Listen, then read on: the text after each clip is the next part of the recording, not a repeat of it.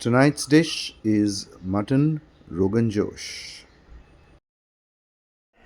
Okay, here are the ingredients. There's the whole masalas, the bay leaf, blah blah blah. There's the curds, there's the sugar, and then there's the various powders. And of course, there's the mutton and the oil. And really, that's it. No onions, no garlic, no chopping, nothing. You know, almost like it's a Jain dish, right? Nothing from underground, except it would have been Jain if it wasn't for the soonth, which is the ginger, dried ginger powder. So, anyway, let's get cracking.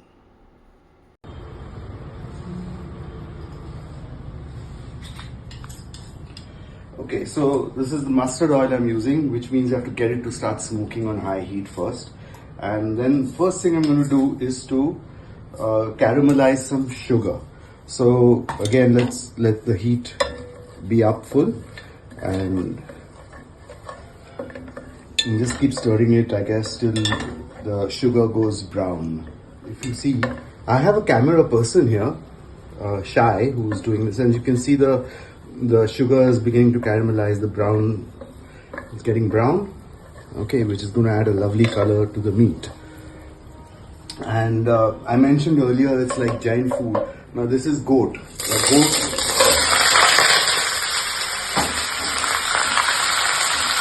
Sorry, we'll come back to it when it's time.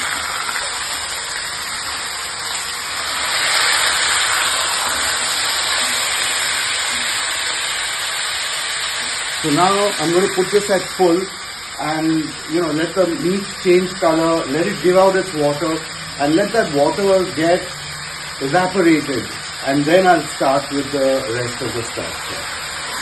So that's going to take a little time. Meanwhile, the sugar, because the caramelized sugar will give it a good color. And as I was saying before the sound cut us off, is that this is goat meat, which is why it's really veg actually when you think about it, because the goat eats grass, processes the grass, and we eat the processed grass. That's what this is. So if it wasn't for the soonth, which is the dried ginger powder, this could well be a Jain dish.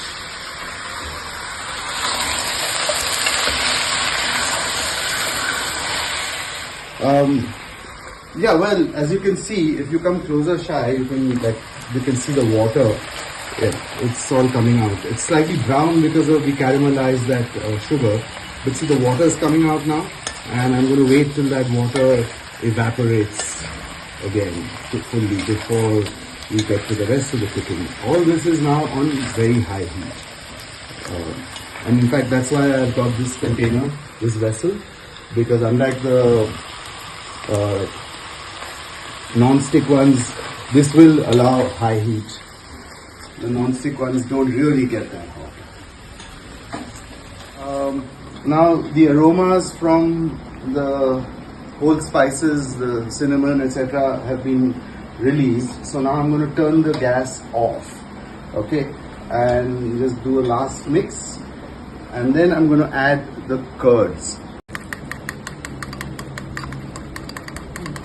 So I'm sort of whipping the curds so that it gets all nice and even, and then mixes well with the meat and oil and all that, and less chances of it splitting up.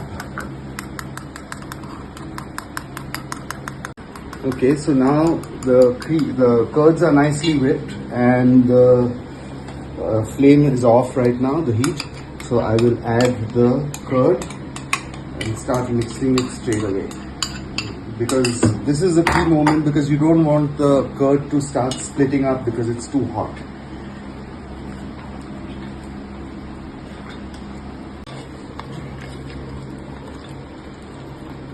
And what I'm going to do immediately is to put in the Kashmiri mirch right away with the curds.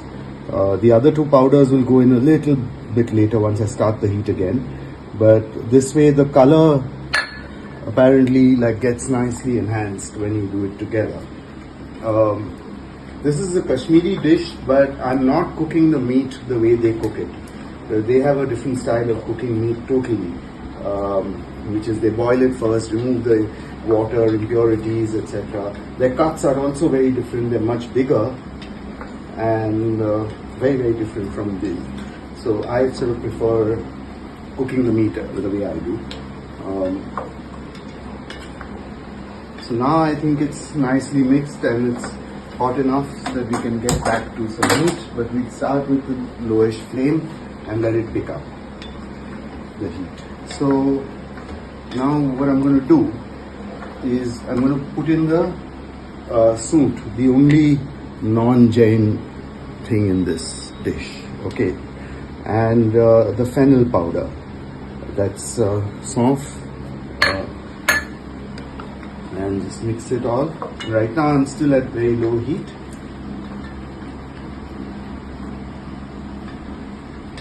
So now what's boiling is the water that the curds have let out. So I'm just waiting for that to boil out and evaporate, and meanwhile I'm heating some water here so that I'll add hot water, not cold water. Don't want to give the hot meat a shock by adding cold water. Okay, no.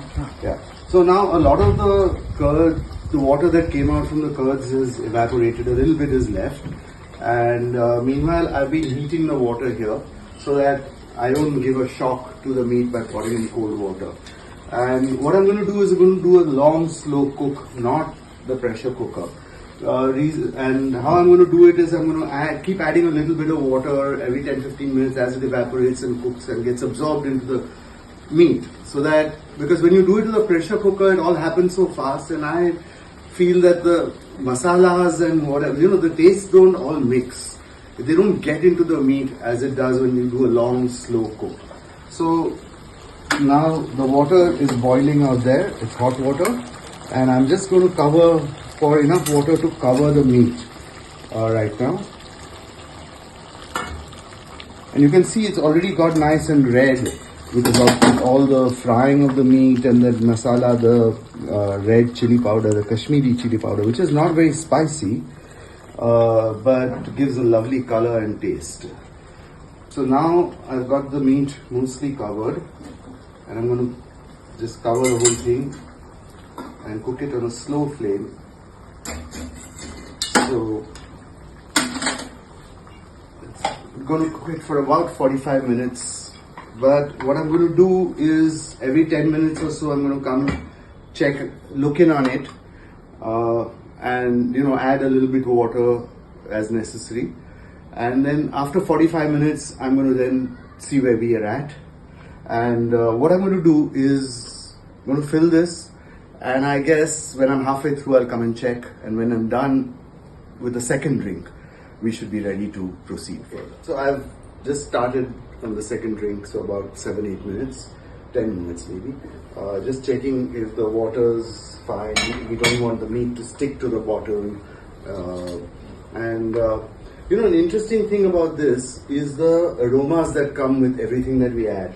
Like right now, the strong aroma is fennel, whereas in our usual Indian curries, we have like the onion, tomato, garlic, and that just gives that one blanket smell.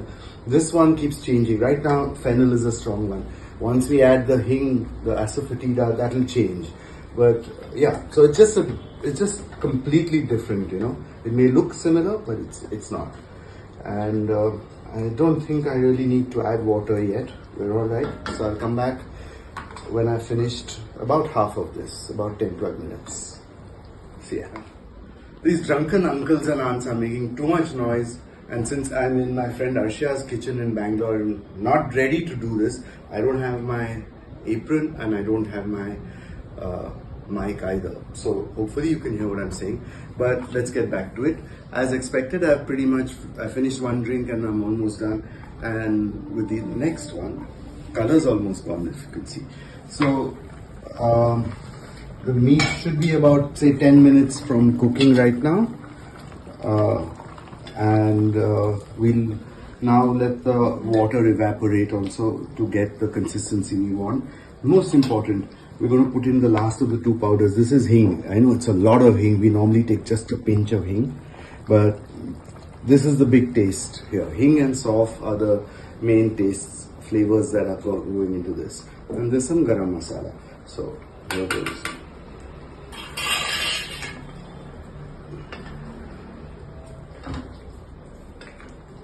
So instead of having garlic and onion and all that, the Kashmiris use this is the Pandits at least, use a lot of hing and soft. So those are the two main tastes. And now I'm going to let it cook for about 10 minutes. Finish this drink and pour myself another one. And then I'll come back and just get the salt and consistency and all correct. And we should be done fine. Cheers.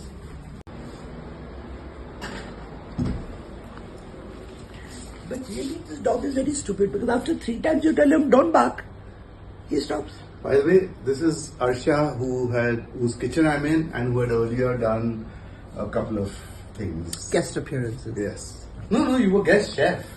Guest chef. Yeah. Guest chef. Last Ramzan, you had done the pork Yes, chops. and tonight we are cooking Jain meat. Yes, Jain So meat. there we go. And okay, I've finished this drink as expected. Poured another one. I've not poured another one yet because we had a bit of a drama in between where the gas ran out, cylinder got empty, and the new cylinder was not fitting. And so everything was off for 10-15 minutes, in which time in panic I had one full drink and then poured myself another one. Everything's fine now. It's working. And see, by now the smell is hing, really, and fennel. Asafoetida and fennel, or hing and soft. Yeah. So yeah, we're pretty much done here. The meat is nice and tender now. The gravy is looking nice and red and tastes alright. The salt seems fine. I just checked it. And yeah, I'm going to cover it. Let it sit for 5 minutes. And I should be serving it with Kashmiri rotis. But it's going to take, I mean, that 8 people are going to be eating. The ones who are making noise outside. Yeah, those 8 people. So that means like it'll take me 2 hours to make the rotis because I just have a small oven. I don't have a. So anyway, cover, close, finish, drink, and eat.